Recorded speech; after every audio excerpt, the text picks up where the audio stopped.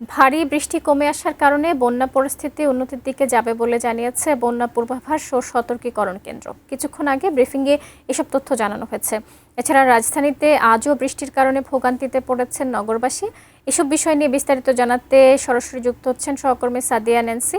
Nancy, আবহাওয়া office থেকে কিছুক্ষণ আগে ব্রিফ করা হয়েছে, সেখানে কি কি তথ্য দেওয়া হয়েছে একটু জানাবেন, এবং আপনি যেখানে আছেন সেখানকার ভোগান্তির চিত্র একটু জানাবেন।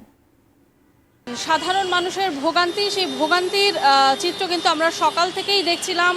আবহাওয়া অফিস তাদের জায়গা থেকে যেরকম বিভিন্ন তথ্য আমাদেরকে জানাচ্ছিলেন, অর্থাৎ বৃষ্টি আসলে কমবে কিনা সেই বিষয়ে কিন্তু কিছুক্ষণ আগে বুলেটিনে জানাচ্ছিলাম। এবং একটি বিষয় জানিয়ে রাখতে চাই, বন্যা পূর্বাভাস ও সতর্কীকরণ কেন্দ্র থেকেও কিন্তু সংবাদ সম্মেলন করা হয়েছে।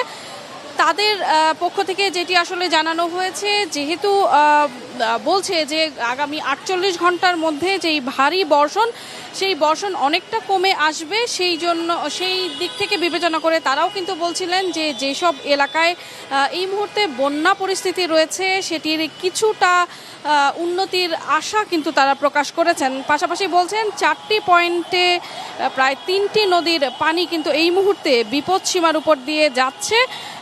ফলে তারা যেটি বলছেন যে উত্তরাঞ্চল ও উত্তর পূর্বাঞ্চল এলাকায় বন্যা পরিস্থিতি অবনতি হবে, অর্থাৎ সেই সব এলাকাগুলোতে উত্তর পূর্বাঞ্চলের এলাকাগুলোতে বন্যা পরিস্থিতির ঝুঁকি রয়েছে। এবং নতুন করে আরও বেশ কয়েকটি জায়গায় বন্যায় প্লাবিত হওয়ার সংখ্যা কিন্তু তারা বলছেন।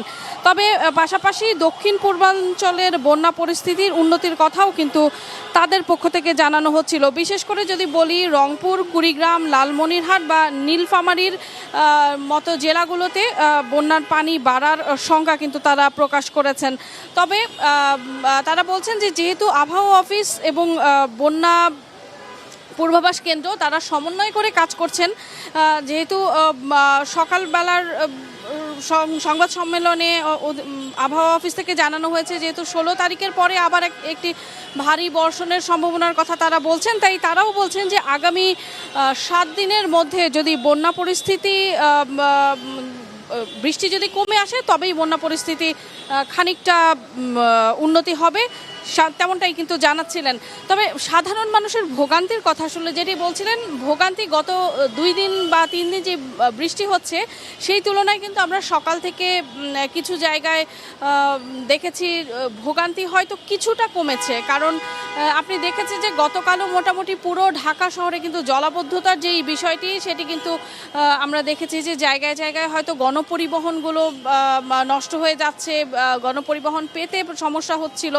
তো সেই তুলনায় আজকে সকাল থেকে কিন্তু স্বাভাবিকভাবেই গণপরিবহন চলছে। তবে যানজটের যে বিষয়টি সেটি কিন্তু সকাল থেকে, বিশেষ করে অফিসগামী যারা আছেন কিংবা স্কুল কলেজে যারা যাচ্ছেন, এই যাত্রীদের কিন্তু অনেক বেশি ভোগান্তিতে পড়তে হয়েছে। এবং এখন পর্যন্ত জলাবদ্ধতা না থাকলেও কিন্তু তীব্র যানজটের সম্মুখীন তাদের হতে হচ্ছে।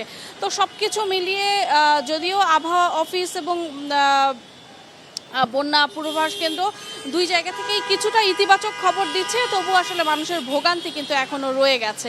তো সব কিছু মিলিয়ে এই ছিল আমার কাছে সবশেষ খবরাখবর।